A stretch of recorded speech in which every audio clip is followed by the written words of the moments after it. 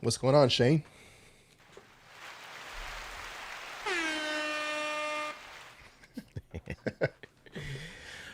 All right, well, we got I think a good show today. But let me tell you guys how it's going to work today. So, we are going to go through our three-tiered home theater setups for entry level, mid-level, and high-end level. So, what we're going to include is AVR or processor, 1. We're going to include the speakers, 2, a subwoofer, 3, and then a source component. So our pricing tier, as is for entry level, we are looking at $100 to $2,000. That's the entry level. The mid level is $2,000 to $10,000, and then the high end level is $10,000 on up. Although I did try to keep it realistic and kind of capped mine by a little bit. I'm not going to tell you how much. You might think that Trinov is going to be on there, but listen, I know most people can't afford a Oh, Trinov. So I didn't want to get all too uppity on the high end. I don't know what Jordan put on his high end tier. I haven't looked at it yet, but I'm guessing it's probably on there. So I'm trying to be with you guys and be realistic and live in the real world. And also, if you guys have any questions or if you have any comments and you need it to be addressed, drop a super chat. Otherwise, we will try to get to your questions at the end of our list. Anyways, Jordan, since you are the guest today, we're going to start off with your list. okay. Sounds good. Yeah, So, I had some. I'll talk about it, but there's I was like, man, this is kind of difficult because yeah. you have so many options now from when I'm sure you too. Like when I started into getting into home theater, I mean, there's so many budget options now that you can. I mean, you legit can build a home theater for $10,000. You know, it's not going to be as may not be as efficient and sound as good as some of the other stuff on this list, but Well, we're going to find out. I haven't even listen. I haven't looked at any of your lists here, so this is going to be a surprise to me. So, tier 1, your tier 1 list. This is entry level or did you reverse it? tier one is oh no, yeah, it's entry level. Okay, here we So I go. should have reversed. Yeah. Okay, so for my media player, I was like, okay, budget friendly. I was gonna go with an Arvolution, like the little player mini, because I think it's like $400. And I was like, you know what? I think most people that aren't like home theater enthusiasts would probably just buy like a streaming stick. And Apple TV is like the cream of the crop with that. So I went with the Apple TV and I figured, hey, this thing is less than $200. Mm-hmm. You most people already are paying for streaming services anyway. You know, your Disney Plus, Netflix, Amazon. I'm sure you're probably subscribed to one of those. You know, people watching. So I figured, hey, this is probably going to be the most cost efficient and efficient as far as getting content. Because if you do go Arvolution or Zedu, Yeah. you still got to get discs, you still got to get hardware drive, hard drives, all that stuff. So then it's gonna go over with the Apple TV. It's plug and play as long as you. Hold on a second, you froze. Okay, it's plug and play. And then Plug and play. and then you froze. Oh, did I freeze? Yeah. Oh, I thought you froze. So, okay, so yeah, it's plug and play. You've got streaming services. Most people are already, you know, paying for streaming services. So plug and play, if you're Netflix, Amazon, Disney Plus, you probably already subscribe to those, so it's not like an additional extra cost. Whereas, if you go with like an Arvolution or Zedu or something like that, you still got to pay for hard drive space. You still got to get discs. So now you're talking, hundreds and hundreds of dollars more. Whereas something like this that costs less, I think they're less than $200 when I looked it up. I forgot to put the prices on here, but I mean, for less than $200, you plug it up to your. I would assume you're plugging this up to your Ethernet so you can get the best, quality streaming, Mm-hmm. and then you just sign into your apps and you're done. So I mean, $200, less than $200, pretty reasonable. I'd Yeah. say. Yeah. So Apple TV is the Wi-Fi version is 130, and then Forgot the about that. Ethernet version is 150. Did you write a total cost down for your list? No, I forgot to do that. So okay, so this one I believe the Apple TV is $200. So I'll calculate this. So where's my calculator app? Okay, so we got 200. Let's say $200. Including tax for the streamer or for your media player. Yeah. Okay. So let's go on. Your subwoofer. You picked the Stark Sound SW15. I Wow. did. So Popular. originally, when I was doing this, I had originally put an HSU. I was going to go with an HSU or shoe research subwoofer. I've had a couple of those. I've owned a couple of those. I still have my very first separate like subwoofer, like a true subwoofer. Very first one that I ever bought was a shoe research. It was a STF one. I still have it. It's in my living room. Those things are amazing value Yeah. for the money. So I was gonna put that on there, and then I thought, wait a minute, okay, budget. You can get a SW15 two for one most times throughout the year. I don't think Yeah. they're on sale the whole time, but quite a few times throughout the year. Like, how many subwoofer companies do you know that give a buy one get one free on a 15-inch Yep. driver? So I was like, nah, I got to go with the SW15s. And you reviewed them, I reviewed them. I still have mine. You get two of them. You're not going to beat that for the performance. And then if you decide to stack them like I did, man, I don't see anybody beating that performance for buy one get one.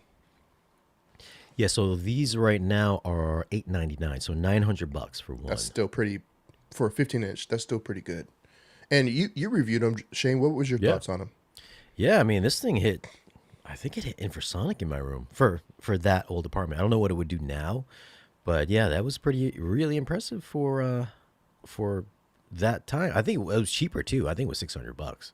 Yeah, So I mean, it has gone up pretty substantial. yeah. So, like I said, if you wait, you might have to wait a little bit throughout. I mean, I think they usually do it for like holidays and stuff. So I want to say 3 or 4 times a year these things will go on sale, and you can do a buy one get one. So you're talking $1,000 for two 15-inch drivers. So that's $1,200 already. Yep. And what did we So say the first tier was, or the budget tier first, was? the budget tier is $1,000 to $2,000. Okay.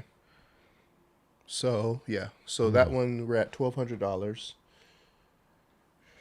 for the sub and the streamer. So I may go over on this one a little bit. Mm-hmm. So how much are we at right now?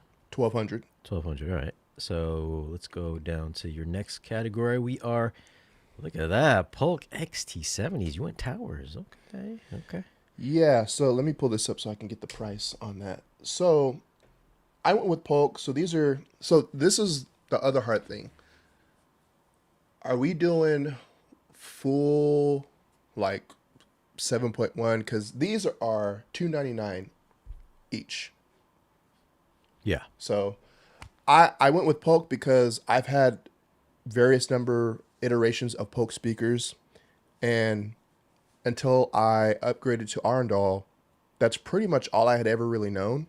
Like I had some mix and match Polk, but Polk had served me well for years, man. I mean, I had some of their older, like high end speakers from a long time ago. Mm-hmm. Got them new at Fry's. I had a couple of those, and I had some cheap Polk speakers. But Polk makes some good stuff, man. I wouldn't call them like hi-fi, high tier status, but Yeah. unless you go to the big ones that they just came out with a couple years ago. But Polk makes some good stuff, man, and you can get some if you get a good processor, receiver, whatever. You can, I think you'd be happy on a budget. Yeah. So these are 299 each. These are what do they have in them? So they have, let's see here. They've got a 1-inch dome tweeter, Yep. two 6.5-inch bilaminate paper cone woofers, two 8-inch passive bass radiators, and eight ohms impedance. They can take up to 200 watts and will play from 35 to 40,000 hertz, 86 dB Yeah. sensitivity. Yeah. Good budget option for sure. I mean, when I used to work at Best Buy, a lot of people would always buy either Polk or Klipsch. Yep. So And that's for actually, sorry, go ahead. that's your main speaker. Yeah, so I was thinking like just, if space isn't a constraint, just go with those all the way around. Oh, those are 300. Oh man, then you're gonna be over two Yeah. grand. You're gonna be over I, two I grand. yeah, I kind of messed up on that when I did. I was like, oops. So I think I'm just gonna go a little bit over 2 grand on this one. All right. So next, your AVR. The TXNR 6100. So this is this one is 699. So like I said, a little bit over $2,000. I I was kind of struggling with this because let me see, I've had one, two, three or four Onkyo receivers. So the first receiver that I ever bought when I started looking into separates was Onkyo receiver. Parents still have it. That thing's still kicking. That thing's probably almost 20 years old. For budget, like feature set, I don't think anybody can really beat them. I almost didn't put them on this list because they do have in the past they have had some pretty significant HDMI board issues. But I think they've gotten a lot better. So I went with this one because it's a 7.2 home theater receiver, Dolby Atmos, Wi-Fi, Bluetooth, Apple AirPlay, Amazon Alexa, does Dolby Atmos, DTS:X. You get 100 watts per channel into 8 ohms with 2 channels driven. It's THX certified. The only thing that bugs me is the Acu EQ. So I think the first two receivers that I bought had Odyssey, and then the last one that I had, which was the last one I ever had, they came out with their own like room correction software, Acu EQ, and that stuff is trash. The mic was trash. Yeah. I was like, what is this? Because I already didn't like Odyssey very much. Odyssey makes that thing. I mean, Acu EQ makes Odyssey look like, you know, Trinov or something. But yeah, I mean, for price and feature set, I don't really see anybody beating Onkyo, and they pretty much kept that up over the years. And like I said, I think they've gotten better with some of the issues that they had, like with the HDMI board and stuff like that. So what do we got for your total cost here? So total cost, so 2,000 plus, 699. So we're talking $2,700. I think that's still pretty reasonable. Yeah, it's reasonable. $2,700, and we're not including like tax and anything, stuff like this. So, $2,700 for my budget-friendly package. All right. So that is Jordan's budget-friendly entry-level tier, a little bit over $2,000.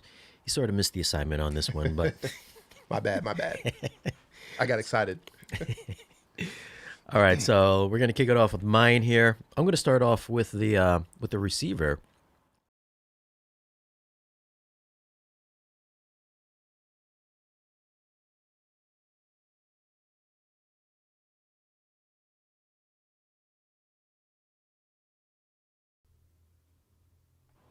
Oh, you know what? It cuts out the audio when I do that. Ooh, hold on. Interesting. I I can guess- still hear you. Yeah, I couldn't hear myself talking. Oh, I could hear you. You said I heard. Last thing I heard was you went with the Sony STR, whatever the model name was. Let me see. Guys in the chat, could you hear me when that was on? If not, I can just I just can't pull even up see this the one. chat. Oh, really? You can't see it? Not in here. Let me see. Where is the? All right. Well, I'll just pull it up this way here. All right. So yeah. So I got to do it this way. All right. So my entry level tier, we're gonna start it off with the Sony STRDH 790 to 7.2. What? It just went out again. What's going on here? I can still hear you. Oh, okay. 7.2 channel receiver. So this puts out 90 watts per channel. And if you want, you can do a 5.2 layout. So 5 lower channels, 2 Atmos height channels if you want to. Real basic. It's $450 on Amazon. I think it was like $500 when I looked it up initially. Okay.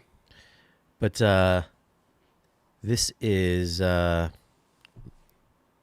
definitely one of the more entry-level models that we used to sell at Best Buy all the time. I don't know if it was still the 790 or not, but they always had like a $200 or $300 model. Like they sold more than Onkyo, or?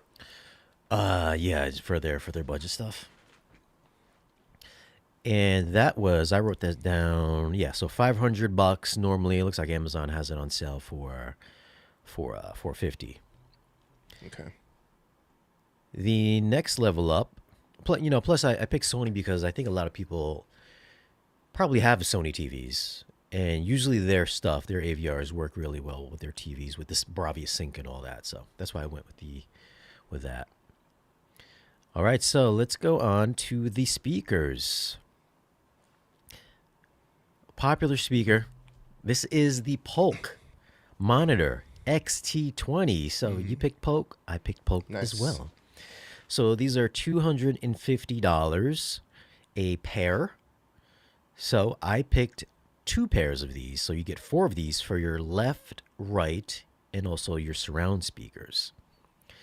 So which brings the total up there to $500 for 2 pairs. So we're looking at $500 for the AVR and $500 for your front and surround speakers. And, as Jordan had mentioned earlier, these are a very popular entry-level speaker that these actually do sound good, because I've heard these at Best Buy a few times, because they always have them hooked up to like their demo playing machine there. And these will play down to 38 hertz, 38 to 40 kilohertz, so some pretty good high-end extension. Although I probably wouldn't expect too much bass because they only have a 5.25-inch driver in them. Yeah. And that is, again, $250 a pair for the Polk XT20s. So let me add the center channel. You already know what the center channel is going to be. The center channel is the Polk XT30. So this has dual 5.25-inch drivers. This will play down to 77 hertz. So you can still cross it over at your 80 hertz to get that the regular 80 hertz crossover that everybody uses. This here, the price for this is $119. Normally $200. 40% off, man. Yeah, look at that, XT30. So I have it on the Polk's website. They have it as $150. So yeah, you're saving a little bit of money there. That's the XT30. So we've got your front LCR, and then you have your surround speakers. And then, of course, you know what the Atmos speakers are going to be. It is also going to be Polk XT90. I put down. I haven't seen those. No, you haven't seen these? No, These are inexpensive, $100, $100 per pair. So we've got 5 lower channels, and then your 2 top channels for a full 5.2 channel setup. I mean, how much more cost efficient can you be with these? I mean, these Polks are budget kings. I tried to go Klipsch, but Klipsch was actually a little bit more money. Yeah, I think Klipsch is. I've usually found that Klipsch is usually cost more, but they also run sales all the time too. So. Yeah. Unfortunately, Klipsch, you didn't have any sales for when I was looking at my set here. And then for the subwoofer, I'm going with the RSL Speedwoofer 10S. This is $449 for one. I can only fit one into the budget here to keep it under $2K. But I believe I reviewed this a while back. This has a single 10-inch driver. It's 400 watts. It's got extension down to 22 hertz, so you'll probably go down a little bit deeper with in-room response. It's a quick, tight little subwoofer, very REL subwoofer like. However, it doesn't quite have the same build quality, but it's only 450 bucks. What do you expect? And quick shipping with these guys. Good. You can also audition it if you don't like it. You can return it as well. And look at that, low on stock. It's very popular. I mean, you can't beat it. I feel like at one point in time it might have been $300.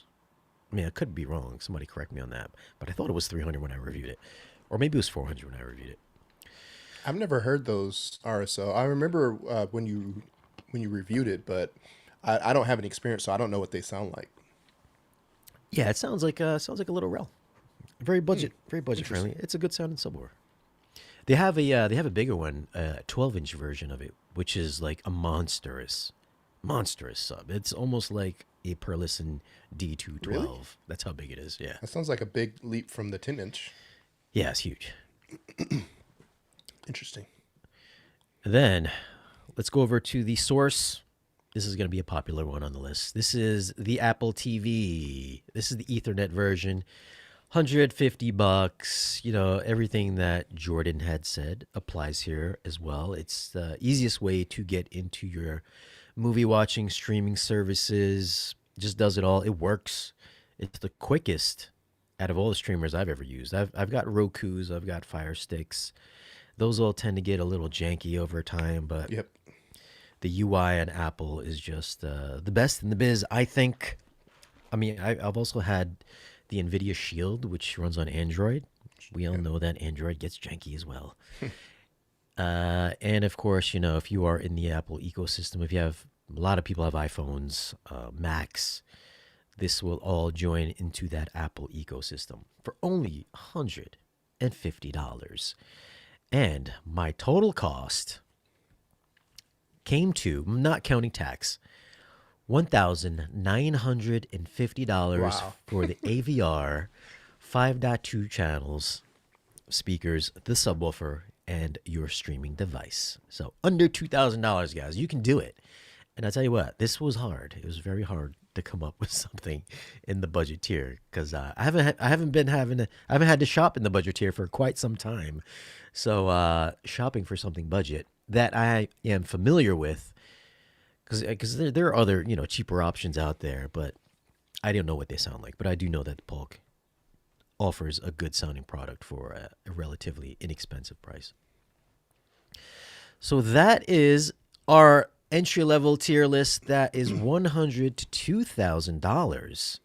We are going to move over to the mid level. Let me change the little scrolling ticker on the bottom here, which is from $2,000 to $10,000, which seems like a lot of money. It adds up quick. 200 to 10,000? No, that's not right. Hold on. Let me fix that. I'll tell you what, I think I might have had a harder time doing this one than I did the entry level. Because you would think that for $10,000, it's a ton of money, which it is a ton of money. But, God, just like speakers are really expensive. They really are expensive. They're probably going to go up with the tariffs. Yeah, it looks that way. It looks that way. Let me queue up your sheet here. And actually, I think I may have to adjust this one too. I forgot to include. We'll talk about it. Okay, let me bring this up. Where's my screen?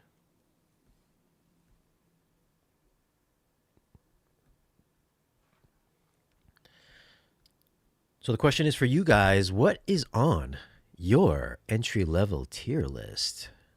Leave a comment down below. We would like to know what speakers you would have put on the list rather than Polk.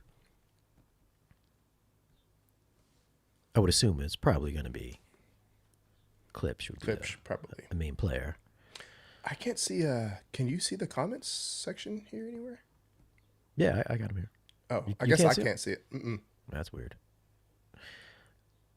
I mean, I feel like you're totally over here. I feel I like you totally I went over. I messed up on this one too. So that's what I was saying. I think I may have to adjust. I was thinking. So I was doing this in between while I was working because we didn't have anything to do, and I kind of messed up on the pricing on this one. But yeah, so this, let me go to the, let me find the, So this is the mid-level tier, guys. We've moved on to the mid-level. This is from $2,000 to $10,000. Mid-level tier. And let us know if your mid-level tier is different than our mid-level tier. I think this was a pretty safe bet for mid-level, though. yeah. So I'm gonna change the and actually that's the wrong. See, I messed up on the graphic too. So that's the subwoofer. That's supposed to be the speaker, that Noesis 210 HT. Yeah, I was gonna say So that's a weird speak. I was gonna say it must be coax, but that's a subwoofer. yeah, I messed up on the image on that one. So for my speaker, I went with the Noesis 210 HT. So those are the speakers that I have. I reviewed those a few months ago in my home theater. I only had three of them. Right now they're sitting out in the living room, and I'm actually gonna have to ship those off to a new reviewer. But those are pretty. They don't have a ton of bass. I mean, they're not meant to be like bass heavy, but they are. Let me click on this. They are a two-way loudspeaker. They've got two 10-inch woofers. Um, they have a, so yeah, they go down to 60 hertz. So you're definitely gonna have to cross them over with a subwoofer. Probably 80 hertz. Sensitivity 95 decibels. 128 decibel usable output with a 2,000 watt recommended RMS at 4 ohms. So these are 24.99 each. So I think it's kind of, this one was kind of hard too. Mm-hmm. But I'd say if you do, well, and the reason why I put them on here is because it's not a whole lot, but if you purchase three speakers, you get a 5% discount. So you could get this for your LCR. It's still going to be a little bit pricey. They are, let me see, they're 24.99 each. So let me do 24.99 times 3 times 5%. So 24.99 times 3 times 5%. So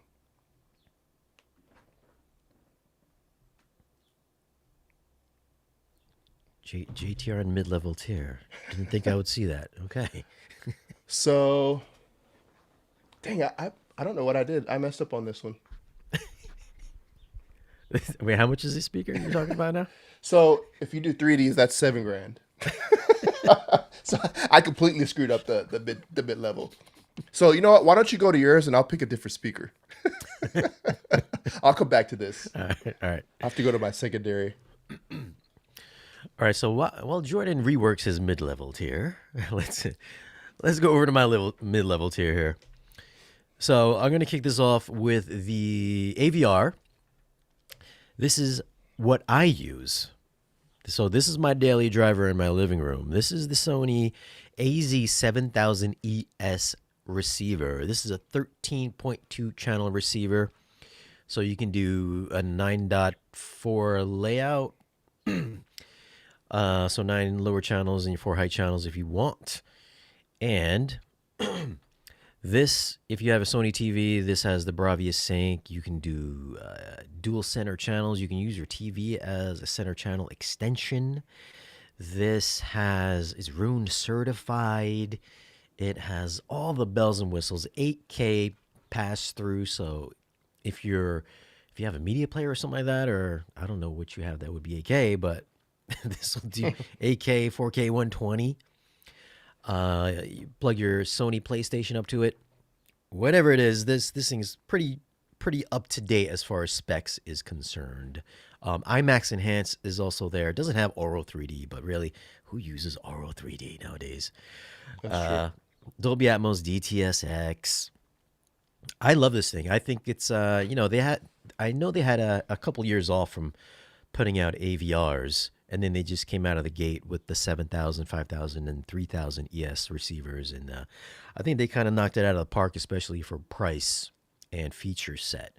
And this is $3,300. This is on Amazon, by the way. So these are a lot of Amazon screenshots. If you guys hadn't noticed, we'll drop some links in this video after we're done. So this is the speaker, or sorry, that's the AVR. I'm going to move over to the speakers. The speakers are the KEF Q3 Meta bookshelves. These are $800 a pair. So I went with 3 pairs of these, which would give you six lower channels, your left-right surrounds, your left-right back speakers. So $800 for the pair. So we're looking at $2,400 already. And you guys know that I love matching speakers. This has the 6.5-inch coax driver, you know, their little inch tweeter in the center. So you get that pinpoint KEF accuracy. Some people think it's a little bright, but you know, you can always tone that down in your AVR if you want to. But just as with most coax speakers, you know, they're very directional sounding. You get the KEF sound quality there, sonic signature. Not the most attractive speaker.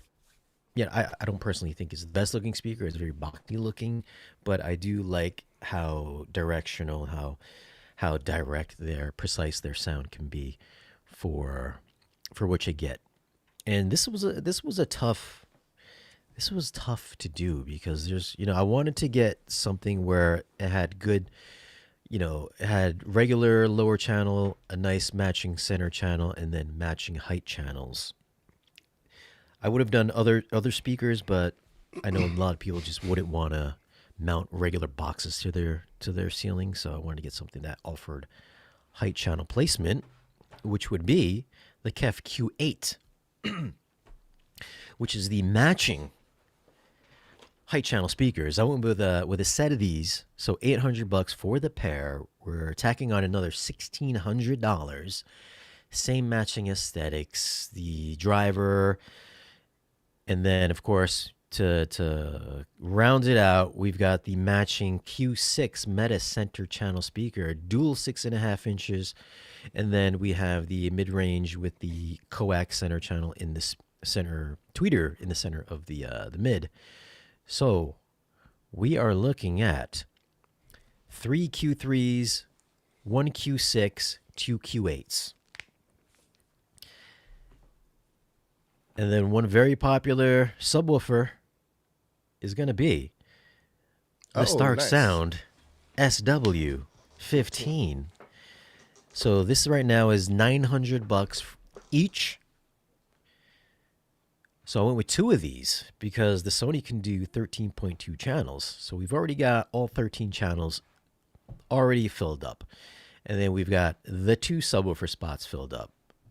So this is $1,800 for both subwoofers. And again, we already mentioned this earlier, but for my room, 2 of these, I was getting down to like 10 hertz, which was pretty impressive. I think it might have been even lower. I mean, it really depends on how big your room is, but if it's something like a 12-12 room, 12-13, then you'll probably get some infrasonics. Anything bigger than that, you might be hitting around, I'm just guessing, probably around like 20 hertz, maybe 18.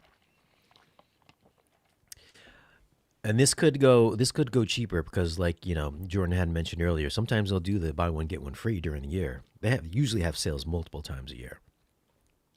Yep. And then for source, again, the Apple TV. Not much has to be said about the Apple TV, but I mean, it's a safe bet for pretty much any tier just because it's so versatile and it's so user friendly. And you know what the total cost is here? I came to $10,050. So I went over by $50. $10,050 for the Sony AZ7000. Let's bring that up. AZ7000. We got 3 pairs of the KEF Q3s. We got 1 center channel, the KEF Q6. We got 2 pairs of Q8s. And then two Stark Sound SW15s for $10,050. Of course, I think if you were to buy this maybe from like a Kef dealer or something like that, they might be able to work a package deal for you. You know, Amazon always has usually little sales here and there. You save a couple bucks here and there, but it's $10,000. That is my mid-level tier. Jordan, what do you got? All right, let me see if I can share my screen here. Let's see. Window.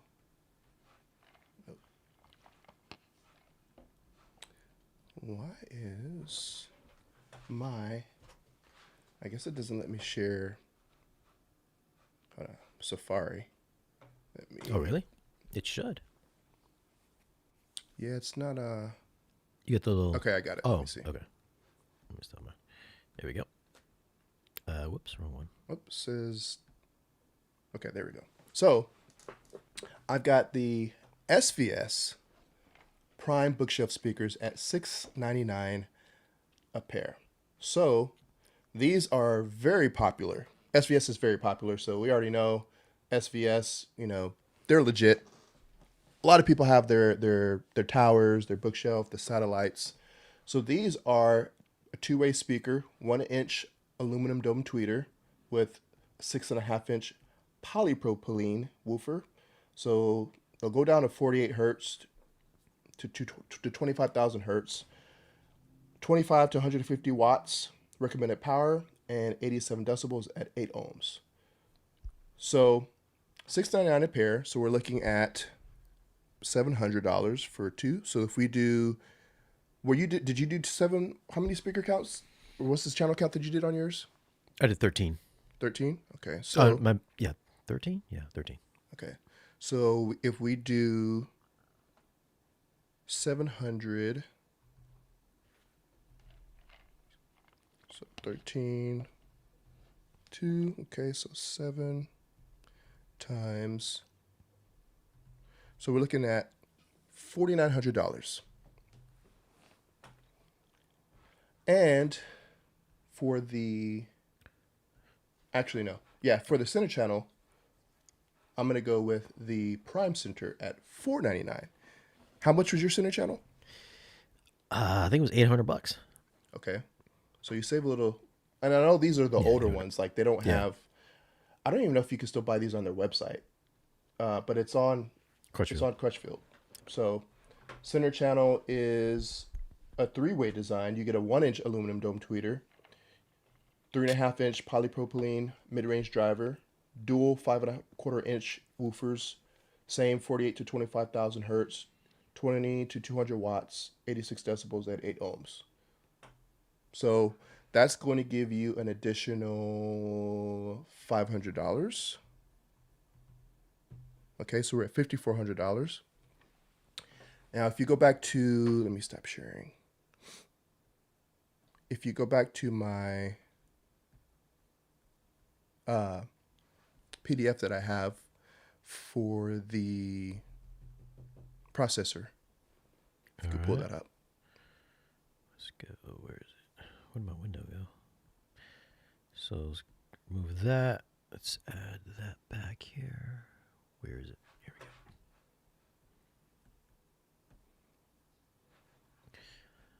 Yeah, JT. I was like, there's no way JT was on his mid-tier list. Yeah, man, I wasn't thinking on that one. So processor is going to be RMC1.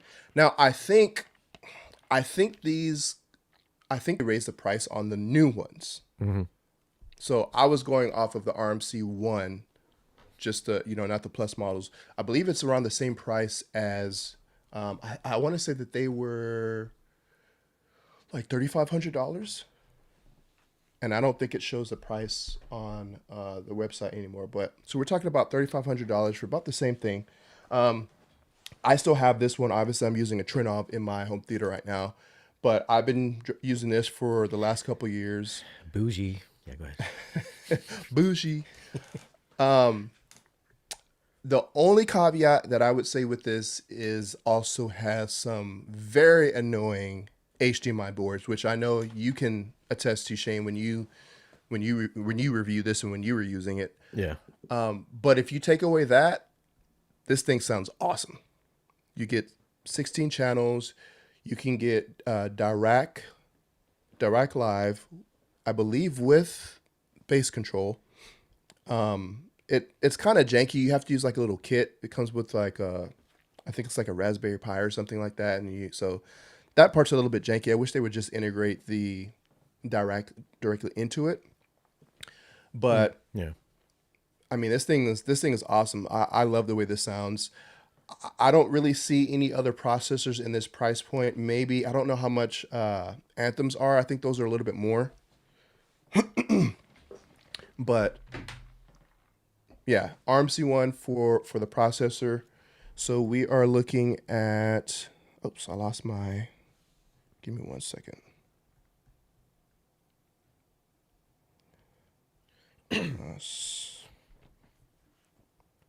Yeah, I wonder if they got rid of the Raspberry Pi for the newer versions or not. That's what I wonder. Yeah. I would like to think that they did, because that's still kind of janky. But Yeah. okay, so with the ARM-C1, we're at $8,900. So I'm gonna go, instead of going with the Zadoo, I'm gonna go with the Arvolution Player Mini, which I believe is $350. So let me pull that up. Share.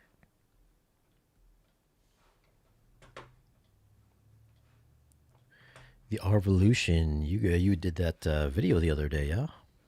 Yeah, I didn't do the Player Mini, but I did I did their flagship, their Player Pro 8K. Yeah. So if we go to their Player Mini and we go to where to buy, US store. So the Player Mini is $384. So 384. So right now we're at 9284. So this thing pretty much does almost everything that the high-end player does, but I think it doesn't do 8K, obviously. So you get 4K, Dolby Vision, HDR10 plus. Let's see here. 3D support. If you watch my Arvolution video, I mean, it's going to do the exact same thing.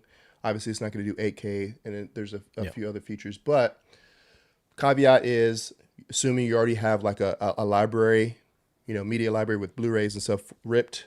But $384 if you have your own. If you're like, hey, mid-tier, I want to step up from streaming. I want to get a little bit more out of my system, and I already have a bunch of Blu-rays. I already got hard drive space, or I have a computer, and I want to rip my stuff. You get your Player Mini, and you'll step up from streaming. There won't be any compression on the audio or video. If you rip everything one to one, using like MakeHim or something, it's going to take up a little bit more space, but you're going to get Blu-ray quality streaming at home. You have control over it, and you don't have to worry about any type of compression or anything. So we're at 9284. So I think I'm going to have to go back to the Stark Sound on that one to get it within so $1,000 if you do. What is a single Stark Sound is SW15? $900 for the Stark Sound. Okay, so then we're right at 10 grand for that. Interesting. All right, you came in under. All right. What was your Oh, so how many speakers did you end up with? So same with you. Oh, the height channel. Sorry, but I forgot about that. Well, I was including all of these, but if you do the prime satellite speakers for your height channels, you'll save, what is that? $399, $699. So you'll save $400 or $300 for your height channels. So if you take off, I mean, you're still coming under $10,000 if you do. Did you do 2 or 4 height channels? I do 4. 4? Okay, so yeah, so you'll still come in under $10,000 if you take 4 of these and make them your SVS Prime satellite. So, I mean, you could do a whole SVS system. You could probably buy one of their cheaper subs too. But I really like the SW15. What Yeah, it it's does good. for It's the good. performance. Sleeper sub. Very sleeper sub. I think a lot more people know about it now. Actually, I didn't know about them until you reviewed it. And so I was like, man, this sounds like some pretty good subs. And then when I got, they sent me, I think they sent me the SW15 ported sub too. Now those I actually liked a lot. The only thing is once they start port chuffing, they sounded bad. Yeah. Like I haven't heard any subs sound that bad on port chuffing before. But if you don't drive them that low, man, and I stacked them, that thing was ridiculous. But I like the SW15 because they're ported. They're sealed. You don't have to worry about any port chuffing. I mean, those things slam. Yeah, I never got the ported ones. I wasn't worthy. Good subs. I think they were when I reached out to them. I think they were just coming out with them, and they sent them to me. So I was like, yeah. And then they sent me the SW15s. I still have them.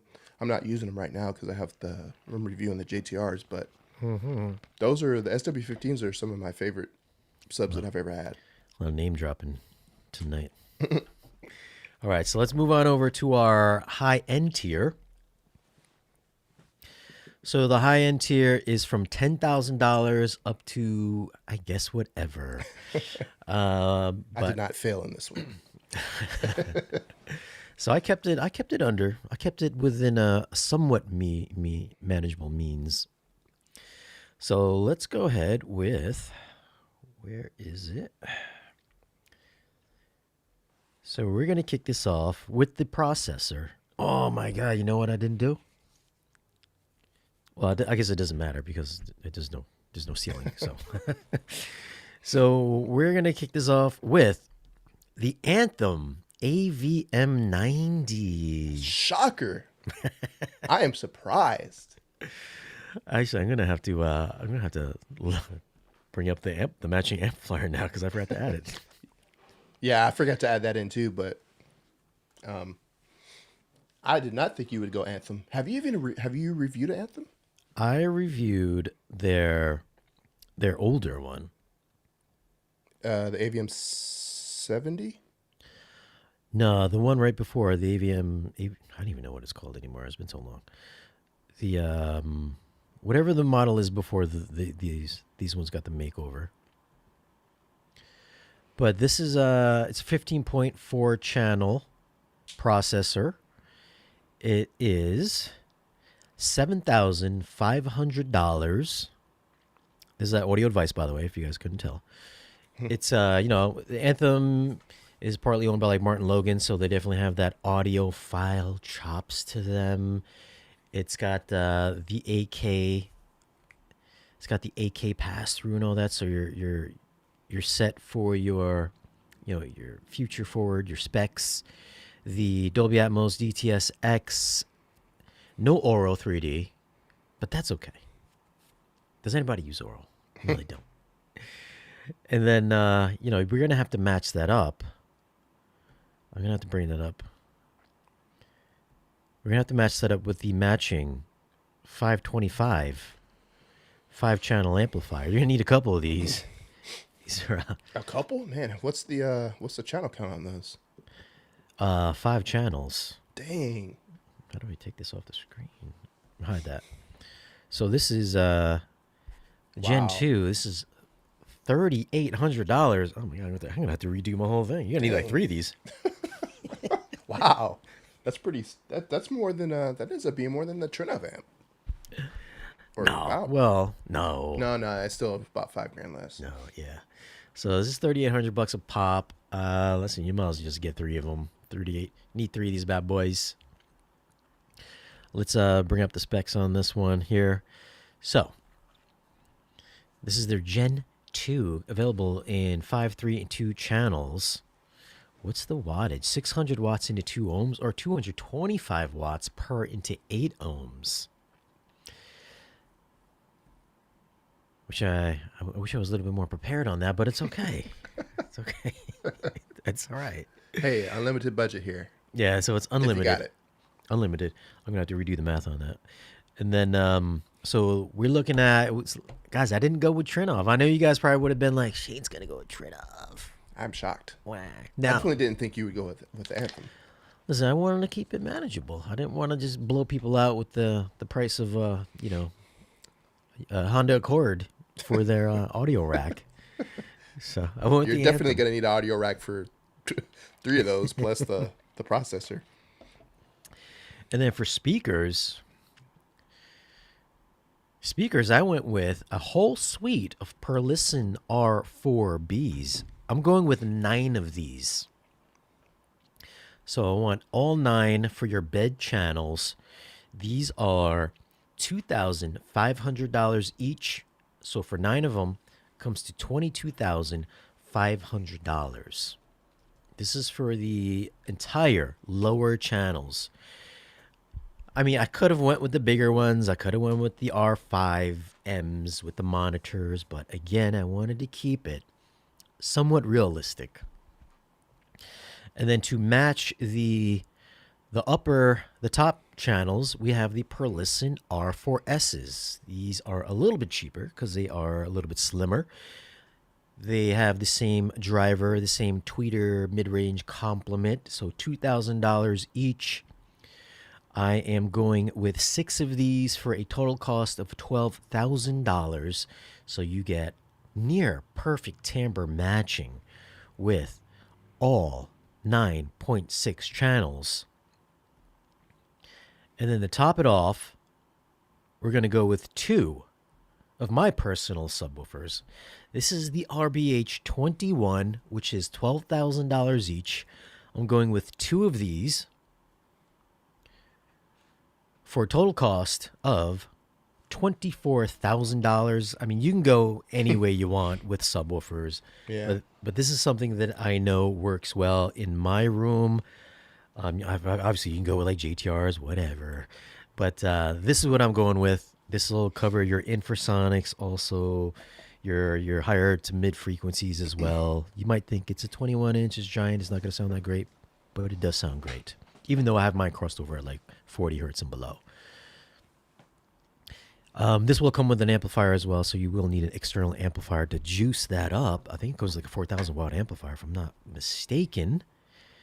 And then to round it off as the source, who's going to guess? Is it going to be an Apple TV? Is it going to be a Zidu media player? Of course not. Of course not. It's going to be a Kaleidoscape Strato V. Listen, I went with the cheap one too. I'm only going with the $4,000 one. I could have went with the Terra server, but I didn't want to go that route. I wanted to keep it realistic, okay, guys? Let me rework my math really quick. Times 3 equals plus 90. 1, 2, 3 equals. Okay. So the Kaleidoscape Strato V for all your movie watching in 4K. Unfortunately, no 3D, but that's okay.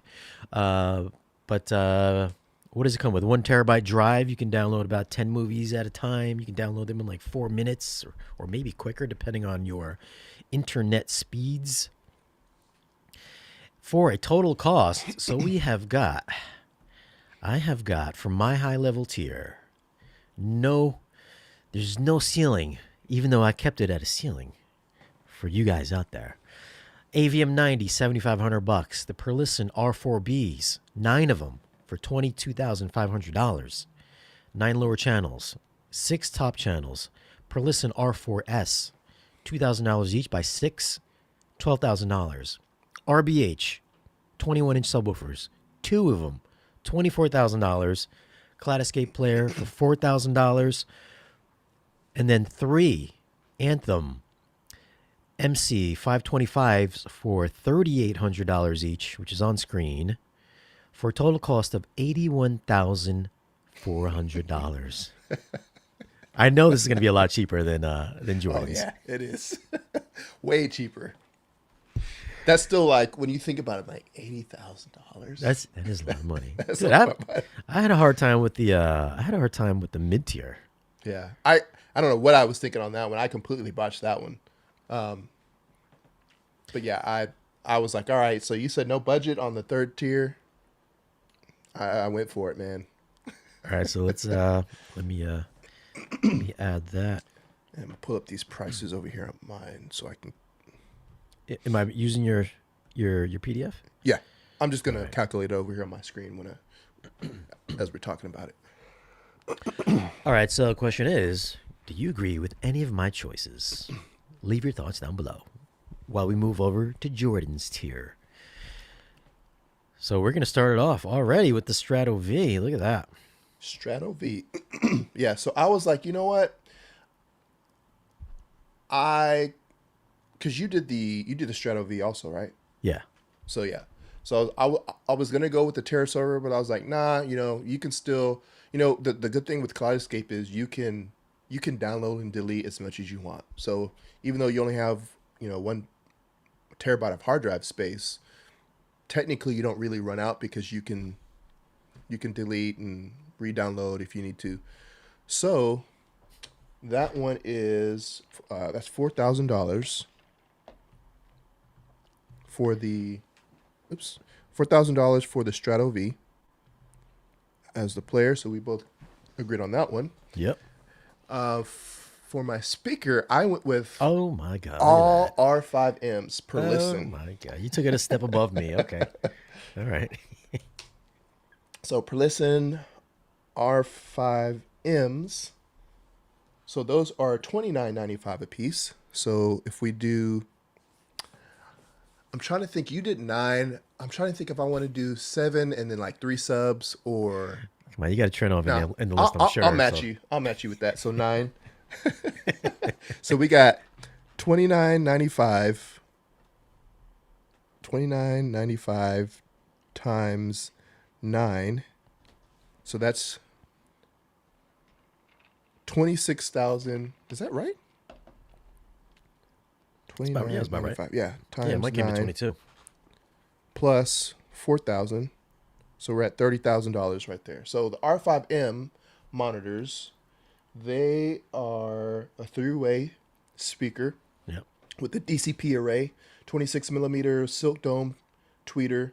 You've got 2 165 millimeter woofers. Sensitivity is 89 decibels, 4 ohm impedance, with an 80 hertz to 20 kilohertz response. And yeah, so I would still cross these over at 8. Well, you've got 2 different ones. So you've got the bass reflex, which gives you the 40 to 32 kilohertz. Yeah. And then you've got some other stuff in there. So yeah, I would still cross them over at 80 hertz anyway. But awesome speakers. I've heard per listen. You've had these in your Yeah, I did a review. Yep. you did a review of those. I've heard them in person many times. Great speaker. So yeah, R5M for my speaker, and then a couple of D215s. So let's see, per listen, D215s for the subs. Where's my. Oh, you know what? I was looking for the air horn. I forgot it's actually here. I got you. All right, so per listen D215s, those are 10 grand a piece. So we'll add $20,000. So right now I'm at 50. So I'm still 30 under below. Yours was 80, right? Yeah. I'm still gonna beat that. But yeah, D215s. You've actually reviewed these, Shane. Yeah. So you get a push pull. You've got, let's see here. So frequency response is 20 to 200 hertz. THX EQ is 15 to 200 hertz. Boost is 24 to 200. I mean, bells and whistles, balanced XLR, unbalanced XLR. You've got the iOS and Android app. You've got a touchscreen on it. I mean, you could do all kinds of stuff with this. I actually haven't heard these in my home theater. I've heard them at the shows. It's ridiculous what these things can output. Shane, what was for those that hadn't seen the video, what were your thoughts on these out of all the reviews, all the subs that you've reviewed? Well, these would definitely be on the holy grail list of subwoofers for me. The only reason why I didn't end up buying them is because they're glossy. So I didn't want some glossy. Yeah, that's the one thing I don't like about them. I'm not for targeting home theater. I'm not sure why they didn't offer Yeah. a matte option. That was, to me, that's kind of weird. Especially if you're gonna be putting these like the ones that you have, like, or the height channel ones. I mean, that's all that stuff's going to be reflecting back onto your screen. So Yeah. I mean, I know Teo's in the chat here. I don't know if he's still here, but he's got the D212s, and he has, I think he has one, maybe two that's in satin black. hmm, But I don't know if that was like a pre-production thing or what. But I know if he wanted something custom, they said they could do it in a different color if you wanted. I'm sure there's probably a like a a upcharge for it, price and but street, yeah. yeah. But at the time when I had it, it was only in black. Plus, my room back then was only like 12 by 12, so it was like, And you had two of them. yeah, you just couldn't really walk around. It just didn't make any sense. Yeah, you got to have space for these. Yeah, So this is assuming you have the space in your home theater for them. But awesome, amazing subs. I mean, they had them at Cedia, and I want to say they had what was that room like 7 or 8 of them. It was crazy. So they were doing waveforming with the Trinov and everything, and it's an impressive demo. yeah. All right, so let's go on to Oh yeah. the processor. So, yeah. After I've had I've had mine for review for a couple months now, and there's like, I've heard you say this before. Once you hear the turn off, it's impossible to really like go back to anything else. I mean, Storm is good too. I've heard Storm. I haven't heard them in my theater, but I've heard them a few times. Great, but out of all the receivers, processors that I've had in my actually owned and used, man, there's no comparison. It's not even close. So it's like I would find a way to enter. I think this was probably the first thing that I would buy out of anything, even if I had to save up for it. So yeah, Trinov Altitude 16 channel processor, RO3D, DTSX, Dolby Atmos. I mean, absolute complete configuration over your entire setup. I mean, you can do some crazy stuff. The Trinov microphone. I forgot to. I guess I got to include that Yeah, because that's what, like $800. $800, 850, I Okay, think now. so let me pull this up. Trinov 16. So Trinov Altitude 16 is $19,500. So plus 19,500 plus 800. So we're looking at $71,255 with the Altitude 16, including the mic. And then you gotta add the amplifier. So I mean, I guess technically you don't have to. You could use other amplifiers, so you could go cheaper. But let's just say we want to keep it in house. So amplitude. I mean, you're already If you got the spending money too, Trino yeah, money. you've got the money too. Let's see. Why isn't it? It's weird. You got a fan on? You got a fan on over there? Nope. AC? No, it's weird. Like sometimes. Oh yeah, that's my. So my AC, whenever it kicks in, it's super super loud. Okay. I don't know why it's always been like that. Okay, so the Trinov Amplitude 16 is an additional $12,500. I thought they were more than that. Yes. So $12,500. So I'm at 83,755. That's about the same where you were at. I find that hard to believe. How many speakers did you put on the list? 9. Oh, I didn't include the high channels. That's right. I forgot about Yeah, those. So thought so. Okay. that's right. Okay, so we're at 83,000. So for the height channels, I'm gonna go with the Perlis. Was it the S4Bs? Perlisten S4B. The No, S4B. that's not right. R4S. R4S. I'm sorry, R4S.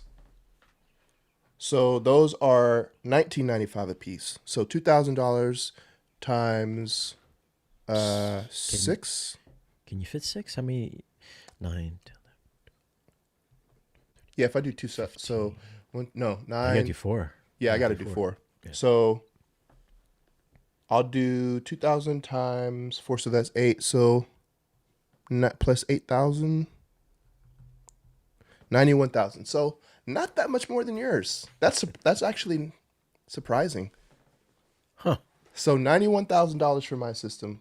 So per listen, R series monitors, R4S for my height channels, 4 speakers. Got the altitude 16 plus the uh, amplitude 16 processor and amplifier combo, and then you got the two D215s and the Strato V. So God, why do I feel like somebody's math is off here? You gonna tell me you got the Trinov on there, which is 40 grand for both pieces? How much is mine? I think it's 75. those separates you got, man. Those were what, like almost $4,000, but you had 3 of them. Yeah, but the Avium 90 is 7,500 bucks compared to basically 20 for yours. Okay, so let me do this again then. So $20,000 for the Trinov plus 12,000 for the amplifier plus what was the per listen? Let me go back here Was it 3,000 for each? for the speaker. Let's see here. Was it R Yeah, three thousand four dollars. $3,000 for the R. by how many? Seven by nine? So that's $4,000 times 9, so that's 36,000. Plus 2,000 times four. Plus 8. 1, 2, 3. So that's $76,000 right there. Plus another 19 for the 16 altitude. No, I already did that. Oh, you did that already? Yeah. So I need to do the subwoofer. So the D per listen D215. So those are $10,000 each. So times 2, that's 20 plus. So okay, yeah, I must have been off at first. So that's $96,000 plus the $4,000 for the Uh huh. Strato V. Yes, 100 So grand. 100 grand. Okay, I was off. I was like, I know you're not Wait, working a Trinov in your system. and that's not the. I didn't include the height speakers. So that's 100 grand without the height speaker. So I got to add 4 of those. So those were what, 2,000 a piece. Yep. So 108,000. So Okay. 108,000 minus what was yours, 83,000, Mine was 81. 81. God, yeah. So I bested you by 27 grand. Shame, But shame, hey, shame. no limit, man. I mean, I've seen. Let's see. Doyle had 4 D215s stacked. So that's $40,000 in just the subs. So he had 4 of those, and then the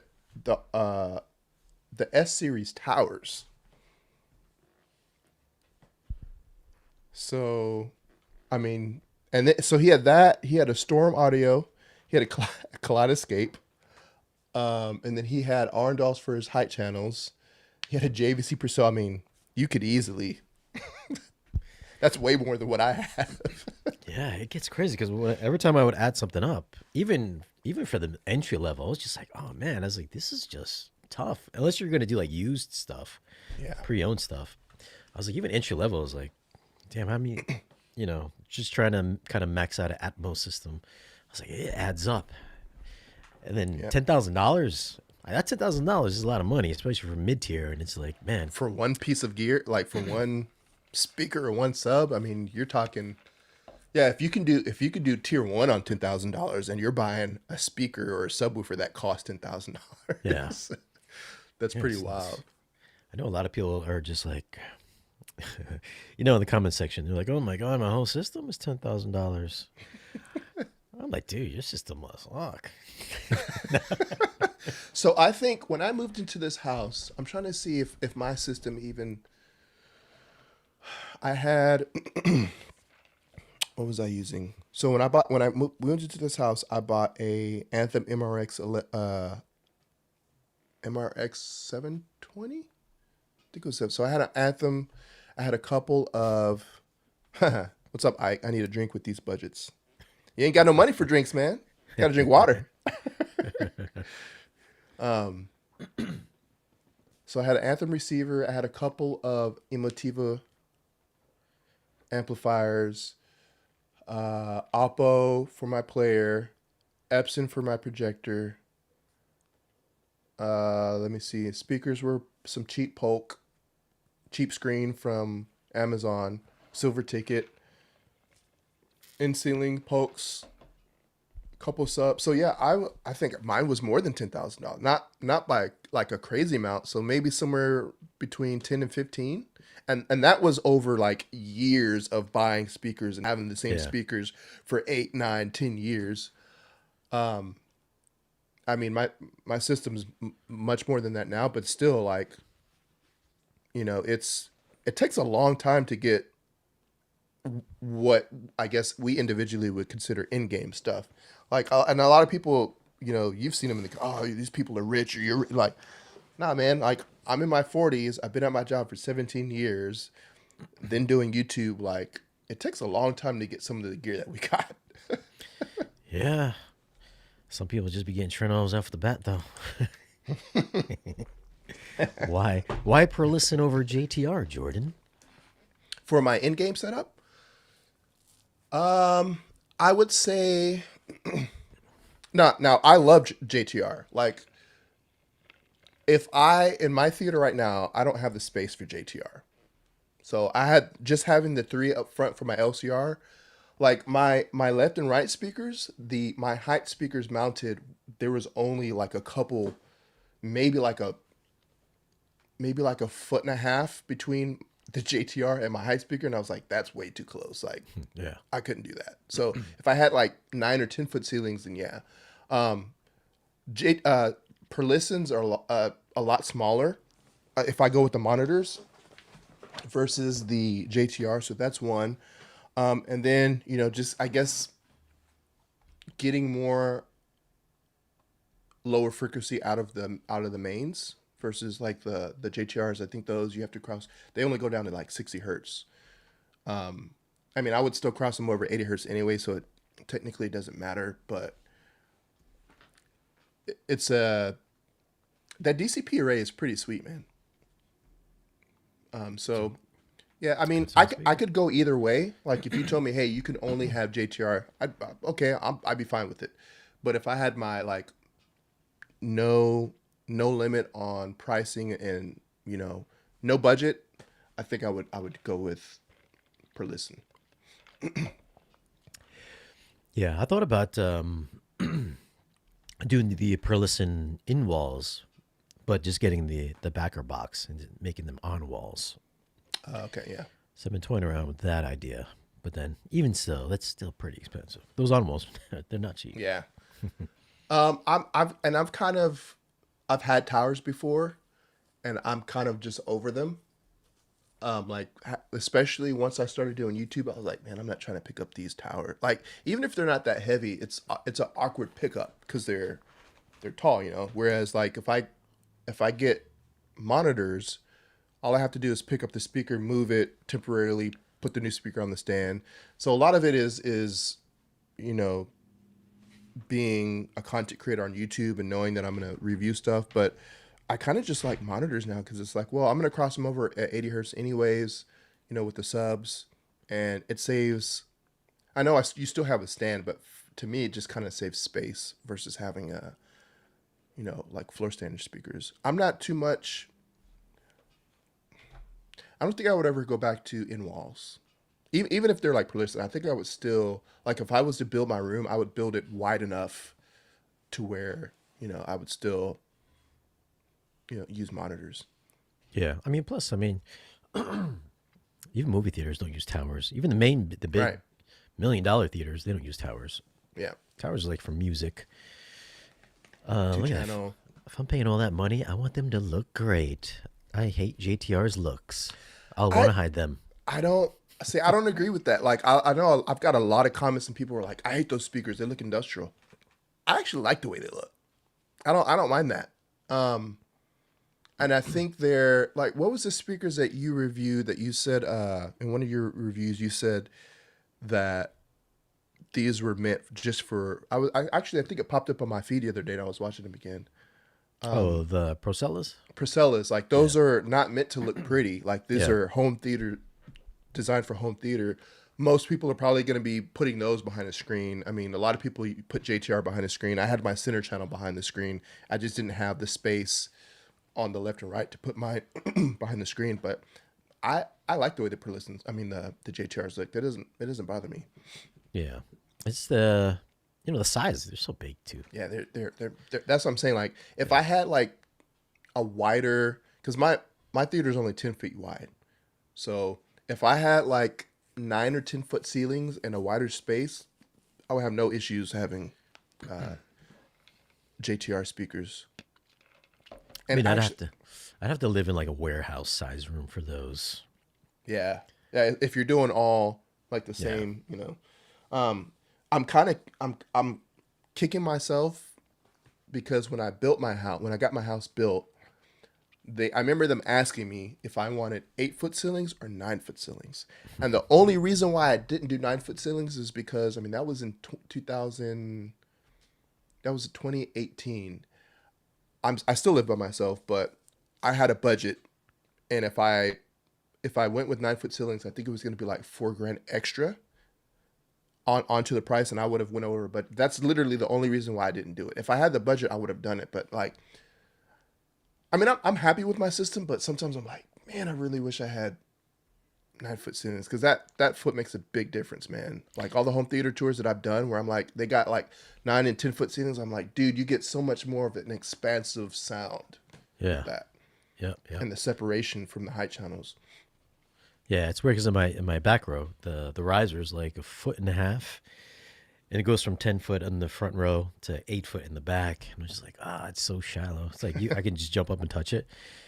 But then you go to the first row, it's just like the aliens in Quiet Place are just walking up there. You're like, oh, it's like way up there. Yeah, And then the planes fly in the back in the second row, and you're like, oh, it's like right there. Yeah. Yeah. So where do you sit? Like when you're watching movies, you sit in the front row or the second row? I assume it's the front row, but Yeah, I sit in the front, in the center. So my front seat is, I think, it's like 10 foot, maybe a little bit further from 10 foot. If I lean back from the screen, the screen's 150, so I think it feels immersive. I love it when for the 16:9 stuff for the IMAX, when the IMAX stuff comes up. Because I was watching Guardians 1 the other night in 3D, and nice.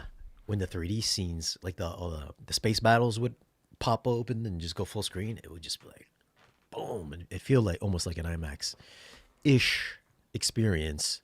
Obviously, it's not as big, but you get when you go from letterbox to full screen, you get Yeah. that big jump in immersiveness. And then the second row is still good. Um, it's probably a little bit better for letterbox stuff in the second row, to be honest with you. But then the sound is just better in the first row.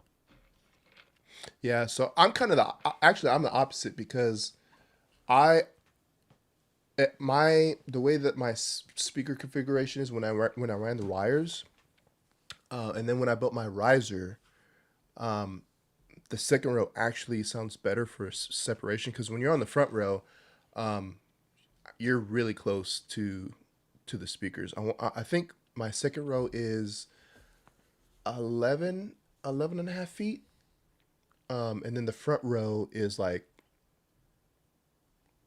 6.5 or 7 feet, something like that, 8 feet. So I have to remeasure it again. It sounds a lot better with the trim off, but I remember before when I had like my other, like the Emotiva and the Anthem, I would sit on the front row when friends would come over, and I'd be like, "Whoa, this is kind of like too loud. Like, I'm kind of suffering here, but I want my friends to enjoy that." So now it sounds a lot better. I've sat there a couple times. See, my nephews came over this weekend. We watched Captain America: Brave New World, and then I had some friends over about a month and a half ago. We watched Tenet, and I sat on the front row, and I was like, "Oh, it sounds a lot better up here now." With the trim off. But yeah, second row with all the speakers is my main listening position, and it still sounds good. when I was at my parents' house, I had a much smaller theater, and that in that room I had 12 foot wide. Those 2 extra feet makes a big difference, man. I remember when I moved in here and I was like, oh, this is 10 feet. I was like, I can make it work, but like it even sounded different, Yeah. having the wider space.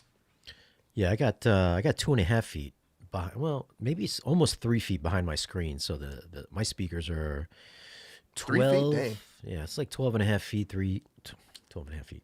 Yeah, 12 and a half, 13 and a half feet from the main seat to the from the front row to the speakers. So it's deceiving because you're like, oh, the screen's right there, because you might think Yeah, the speakers are like right there, but they're actually a couple feet behind the screen. So I get that the good distance from anywhere that you sit. Even the back speakers are, even the back row. I think the back row is like 5.5 feet from the second row to the speakers in the back. So it's still pretty good distance. So you're not getting like hammered, hammered with the back yeah, speakers. Because I know a lot of people they'll have all the space. They'll be like 18 feet from the first row, then they'll slam their back speakers against the back wall.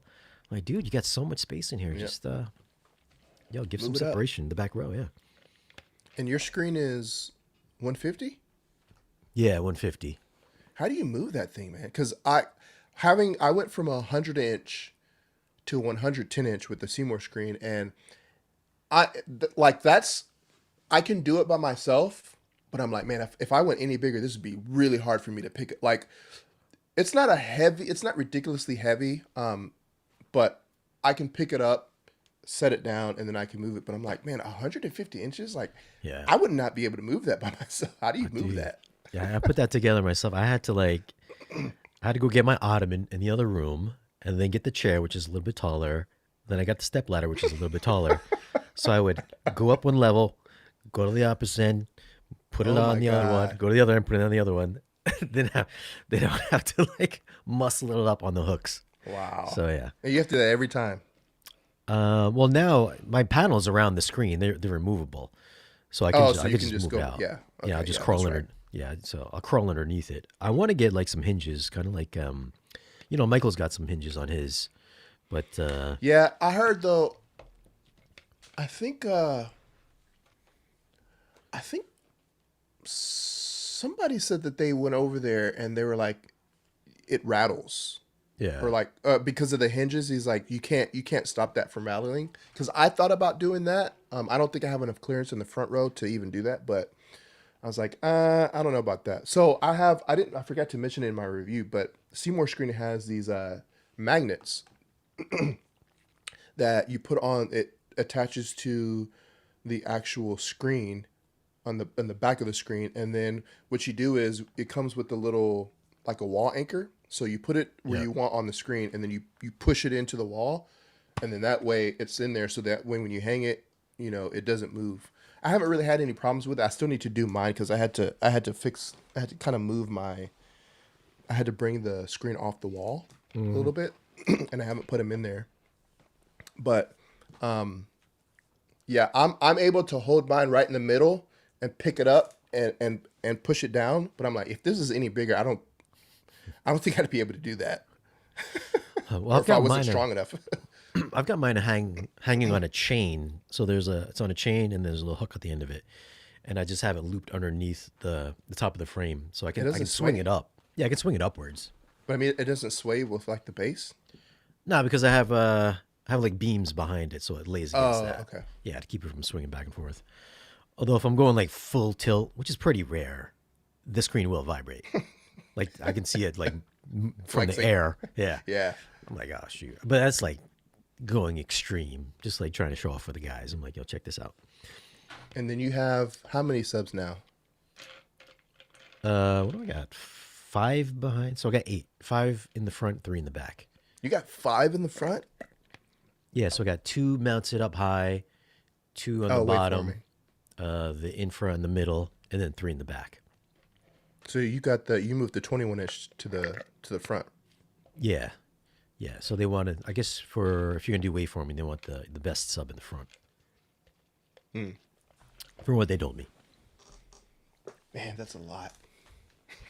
Yeah, I mean that's how they have it at the Trinov training thing. They got the 32 right behind the screen on the bottom. So I was like, all right. I was like, that's what you guys are recommending.